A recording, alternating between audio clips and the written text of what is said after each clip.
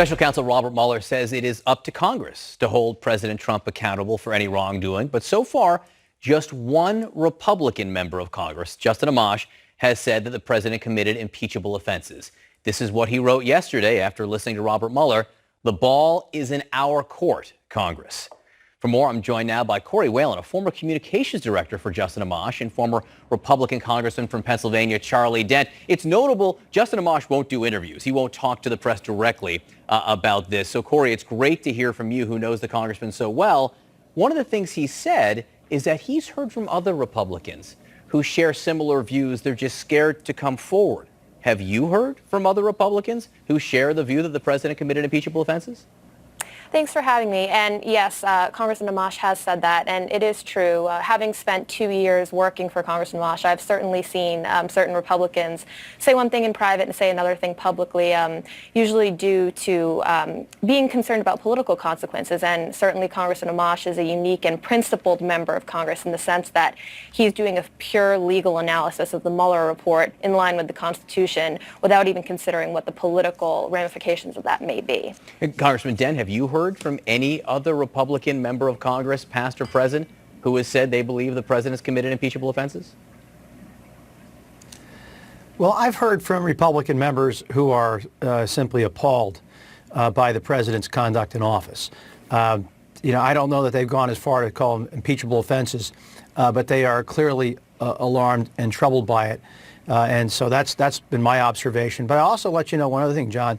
A lot of Democrats in swing and marginal districts are not talking about impeachment for obvious reasons. It's not in their political interest to do so. So we should keep that in mind as well. And I do want to get to that because I think that is part of the same question here, which is politics. But first, Charlie, let me get you on why, if there are Republicans who are appalled by him and maybe think that it's possible he committed impeachable offenses, why hasn't anyone else come forward?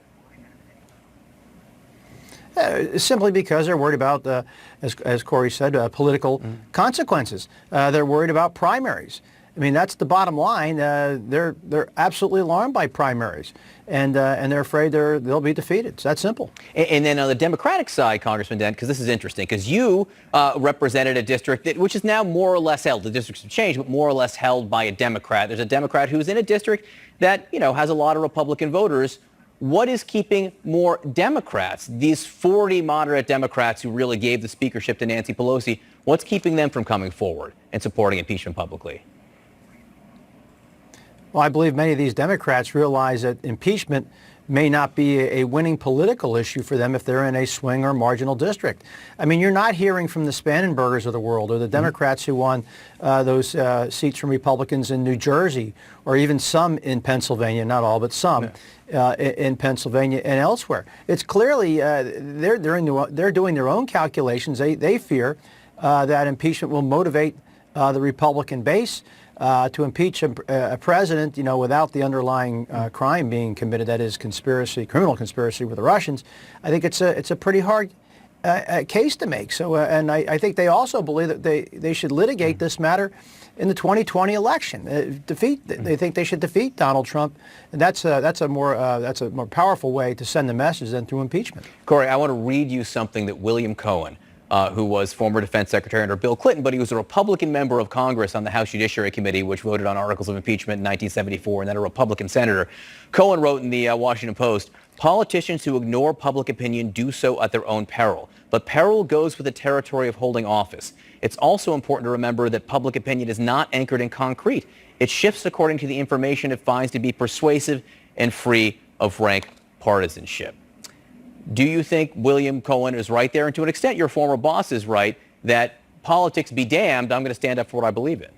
Absolutely. I think that statement absolutely echoes exactly what Justin Amash is talking about. And he talks a lot about persuasion. He's very focused on telling the truth and saying to people, we need to persuade others instead of being partisan, instead of being tribal. So everything that former Congressman Dent is talking about, yes, there are political consequences, but public opinion can shift. And it's actually very fascinating to see that what Justin Amash has done has made a difference. If you look at the town hall he had this week in his district at Grand Rapids, Michigan, he got a standing ovation from his constituents. People really do appreciate his courage, and his analysis, I do think, is shifting the winds. And we'll see if anything comes of that. but I appreciate that there's at least one member of Congress willing to be honest, and it is something that makes Justin Amash especially unique. But Corie, if I asked to ask you, if you had to bet your life whether or not a second Republican member of Congress will come forward in the next month in favor of impeachment, would you take that bet?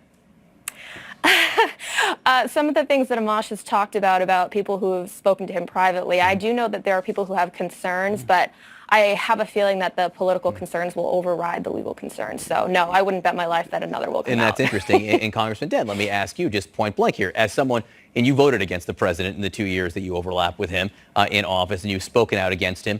If you were in Congress right now, would you support impeachment proceedings? You know, my thinking on that, John, has been this. I was very critical of the president when I was in office. I've been critical since he's been out. I still think that impeachment is not a great issue. I would be very hesitant to call for impeachment. Is it no right now? I'd be very hesitant to it at this moment. But look, I think Congress has to do its due diligence. They have to call witnesses. They have to hear from Mueller directly. I mean, this business about Mueller is done. He's walking away. Well, he's got to come in and answer some questions, explain his thinking, his rationale. He has to do more. And then let's see where the chips may fall. Again, as Corie said, the political winds can shift. I mean, we might, maybe something's discovered that we hadn't learned up to this point.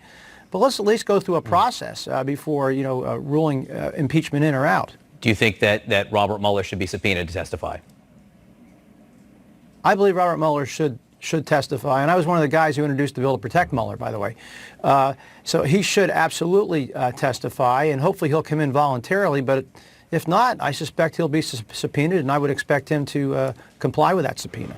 Former Congressman Charlie Dent, Corie Whalen, thank you very much for being with us this morning. Really appreciate it.